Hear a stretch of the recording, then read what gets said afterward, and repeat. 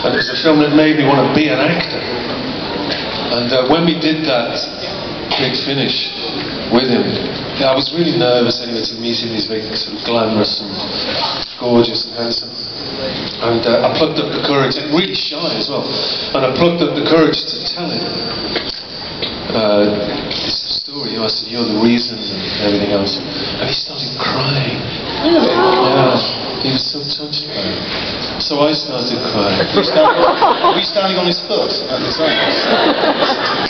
It was a beautiful moment. I just shared that beautiful moment with people. But it was a blast. And that was a story, wasn't it, that Douglas Adams had written years. Sharda, yeah. Sharda, written years previously. And because it was partly BBC, wasn't it? Yes, it was originally written for Tom Baker, and it was half produced. They did all the location filming, and they planned the studio filming, but it was never finished because of the BBC strike. And they never remounted because they couldn't get, for various reasons, casting and various others, so they scrapped it, and they did in those days. So it was always the lost story. And in fact, when I went back to talk to Douglas Adams' estate, I presume everyone knows who Douglas Adams is, don't they?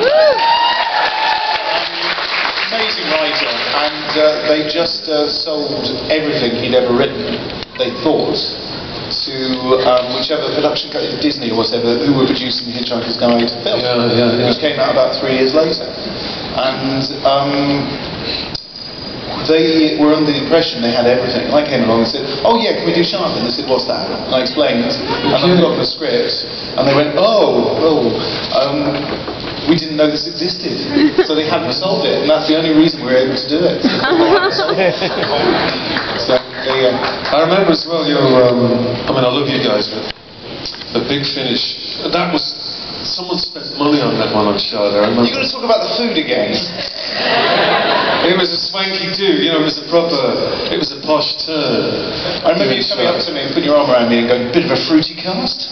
Yeah, not used to myself. It was wall-to-wall stuff. This is what happens, you see, when the BBC actually give us some money rather than us giving the BBC money. There's a difference. Yes. Yeah. Although you've had We've given you some lovely casts, the ones with Sheridan, haven't we? Have I ever complained? Do I complain about the cast? No. The cast is fantastic. No. Though we seem to be getting to assistance now with some kind of unerring regularity, don't we? Well, we wear them out. You had Sheridan for 4 years. She was amazing to work with. Great actress, yeah. There's a sort of raw quality to her, I thought. I think basically the world sort of caught up with us because we all knew she was an amazing actor. And Nick and I said, you know, we're only going to be able to keep her for as long as no one else has figured out how brilliant she is. Yeah. And suddenly she became so Trevor Nunn has got it. What a terrible end for anybody. Trevor Nunn.